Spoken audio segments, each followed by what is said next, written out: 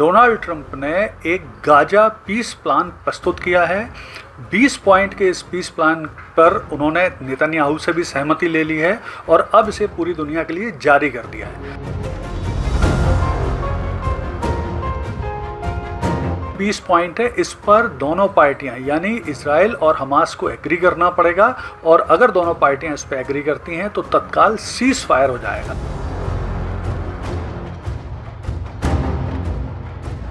नमस्कार दोस्तों, आज बात करते हैं एक इम्पॉर्टेंट डेवलपमेंट पर और वो डेवलपमेंट ये है कि डोनाल्ड ट्रंप ने आखिरकार एक ऐसा प्लान प्रस्तुत कर दिया है जो शायद उन्हें नोबेल पीस प्राइज़ दिला दे।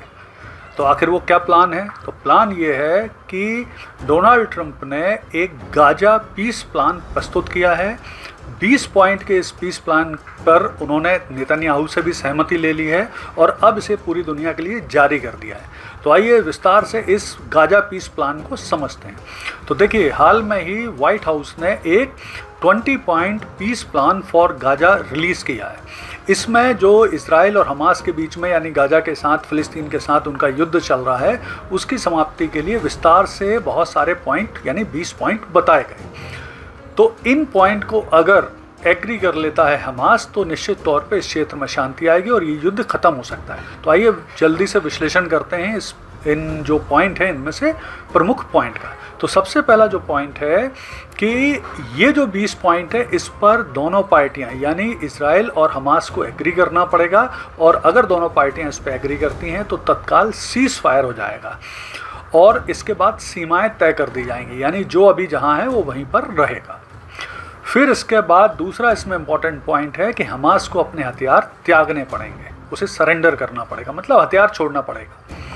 तीसरा है कि हमास को जो हॉस्टेज हैं उसके पास, इजराइल के हिसाब से अभी 44 हॉस्टेज हैं हमास के पास, वो उन्हें रिहा करने पड़ेंगे। बदले में इजराइल भी बहुत सारे फ़िलिस्तीन कैदियों को रिहा करेगा। फिर है इसके बाद अगर यहाँ तक बात बनती है तो फिर हमास गाजा के लिए एक ट्रांजिशनल गवर्नमेंट का गठन होगा जिसमें कई तरह के विशेषज्ञ शामिल होंगे और फिर आगे सरकार कैसे चलाया जाएगा ये विशेषज्ञ, ये ट्रांजिशनल जो सरकार है वो निश्चित करेगी। फिर है और इस जो सरकार की मॉनिटरिंग अंतर्राष्ट्रीय स्तर पर की जाएगी। फिर है कि हमास की भूमिका किसी भी तरह से सरकार में या सरकारी कामकाज में नहीं होगी। फिर अगला पॉइंट है कि जो गाजा है उसकी सुरक्षा व्यवस्था अंतर्राष्ट्रीय सुरक्षा बल संभालेंगे, स्थानीय पुलिस और अन्य सुरक्षा बलों के सहयोग से, लेकिन इसमें भी हमास का कोई रोल नहीं होगा।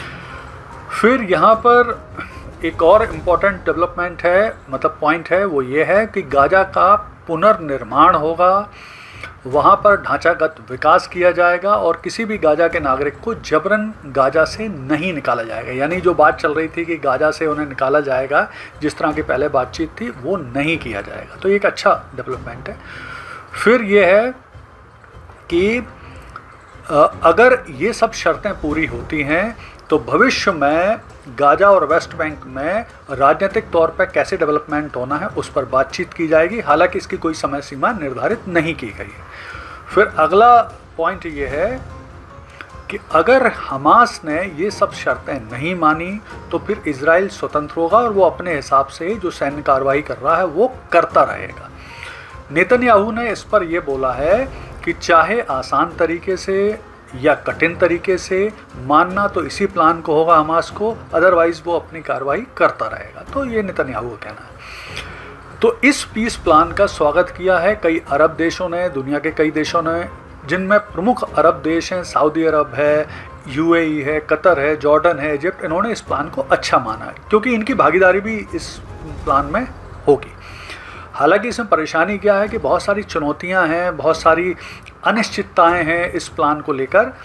जैसे अभी सबसे बड़ी चीज़ तो ये है कि इसमें हमास की स्वीकृति बाकी है। हमास इसे मानता है नहीं मानता, ये देखना इम्पॉर्टेंट होगा। फिर अगर हमास आसानी से इसको नहीं मानता तो मुझे लगता है अरब देशों को उस पर प्रेशर डालना चाहिए, क्योंकि ये एक अच्छा मौका है इस युद्ध को समाप्त करने का। 7 अक्टूबर 2023 से युद्ध चल रहा है, लगभग 2 साल इस युद्ध के ऑलरेडी हो चुके हैं और 60,000 से ज़्यादा फ़िलिस्तीन यानी गाजा के नागरिक मारे जा चुके हैं, बहुत सारी तबाही हो गई है, 70% इलाका नष्ट हो गया है गाजा का। तो अब ज़रूरी है कि इसमें पीस आए। फिर इसमें एक परेशानी ये आएगी कि मतलब अगर ये प्लान बनता है तो इन अरब देशों को इज़राइल की सुरक्षा की भी गारंटी लेना होगी। ये एक इम्पॉर्टेंट चीज़ है, क्योंकि अगर इज़राइल की सुरक्षा की गारंटी नहीं होगी हमास से और अन्य आतंकियों से, जिसमें हूती हैं, हिजबुल्लाह हैं, तो फिर इज़राइल वापस कार्रवाई शुरू कर सकता है। तो फिर इस पीस प्लान का कोई मतलब नहीं रह जाएगा।